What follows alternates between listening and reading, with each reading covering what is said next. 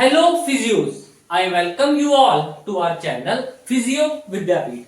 We are back with our next and the last lecture on shortwave diathermy. So here we are going to study about the dosage, danger and the contraindication of shortwave diathermy. So my name is Vijay Kumar and let's get started. Okay, so it's a easy lecture. So dosage can be divided into acute, subacute and chronic condition. In acute condition, the mean power output should be less than 3 watt. Okay, so 3 is the limit. So in acute condition, it should be definitely less than the 3 watt, and more acute is the condition, lesser is the output in watts, and the duration is about 10 minutes. For subacute, it is 2 to 5 watts with a duration of 10 to 15 minutes, and in chronic we need a complete heating effect, so we use greater than 5 watt power output and the duration of treatment is 15 to 20 minutes. Now another important thing regarding dosage is that it depends upon the perception of heat by patient, that how the patient is responding or what level of heating he or she is feeling. So according to that, there is the classification of dosage of SWD. First is moderate heating, that is the thermal dose, when the patient will say that he or she is feeling a comfortable warmth. Okay, so that is the thermal dose, and definitely this particular dose must be used for the chronic condition. So when treating for chronic condition, patient must feel a comfortable warmth. Next is mild heating, that is mild thermal dose. Here the patient feel mild warmth, okay, mild or gentle warmth. Okay. Next is minimal perceptible heating, that is very mild thermal dose. Here the heating effect is very less. Patient will say that so that one can only just feel warmth. He or she will say that I am just feeling warmth. Okay, it is not moderate or not very high. Last is imperceptible heat, that is the non-thermal dose. So feeling of no feeling of warmth at all. Okay, so this is about classification of dosage. Next is danger, which is self-explanatory. Burn. How burn could occur when we are applying shortwave diathermy? It can occur due to 3 causes. Concentration of electric field, where electric field can concentrate in the metal implant. Okay, so it can cause burn, or we are giving excess current or impaired blood flow. Why? The area where the blood flow is reduced, there will not occur the dissipation of heat, so marked local heating will occur, which can cause burn. Next is scald. Scald is the condition when heat is applied moistly, which means that the towel which we are using during the application of shortwave diathermy, if it is wet and we apply shortwave diathermy by using that towel, so it will produce the produce scald on skin. Okay, that is, it will make the skin very soft, and like we can say there can be a slight exfoliation.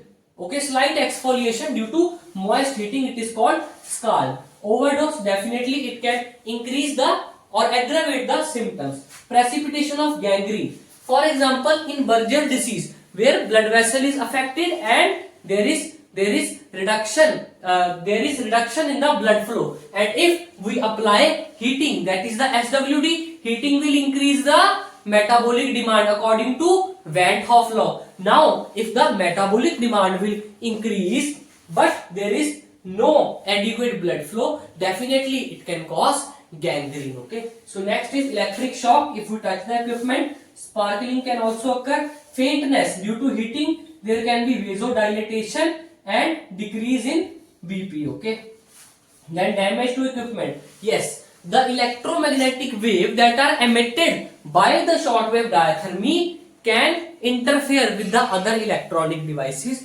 so we should apply SWD at a place where no other electronic equipment is working at all. Next is damage of eyes. Okay, so these are some dangers. Burn, it occurs due to concentration of electric field and excess current and impaired blood flow. Explanation is easy. Scars due to moist heating. Overdose can aggravate the symptom.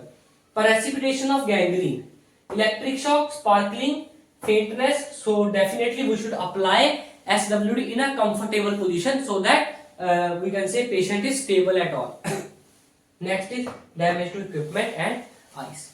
At last we are moving toward the contraindication. Okay, so patient with implanted transcutaneous neural stimulator, definitely it will interfere with its we can say waves or some sort of radiation, so it can cause damage. Okay, implanted pacemaker, same explanation. Metal in tissue, marked heating, which can cause which can be like very dangerous. Okay, so impaired thermal sensation, if the patient cannot feel the heat, okay, that is the thermal sensation is lost, we will increase the dosage of SWD, patient will have burn. Why? Because he or she cannot feel warmth. Pregnancy, it is not applied at all due to some we can say bad effects on the development of fetus. Hemorrhage, yes, if there is a area where hemorrhage can occur, okay, so definitely we will not apply any heating. Why? Because heating can cause vasodilatation, which can increase the hemorrhage. Ischemic tissue, yes, same thing. Whenever there is heating, it will increase metabolic demand. That is Van Hoff law is working. As temperature increase, metabolic demand is increasing. But if the tissue is ischemic, how that tissue can survive? Why? Because tissue is initially having less blood supply, so it will die. Okay, malignant tumor, as vasodilatation will increase the blood flow, increase the nutrition, it will spread the malignant tumor. Recent radiotherapy, this is important. In case of radiotherapy, that is a person, he or she, if is having any sort of radiotherapy, his cells are under a lot of stress due to radiotherapy, and if we apply SWD repeatedly, it can provoke malignancy. Okay, over testis. Why? Because it can impair the process of spermatogenesis. Why? Because testis need a lower temperature for production of sperms. Next is eyes. Definitely it can cause problem, and growing epiphysis, it can interfere the closure of epiphysis, so it is not applied on the part of bone where the epiphysis is present.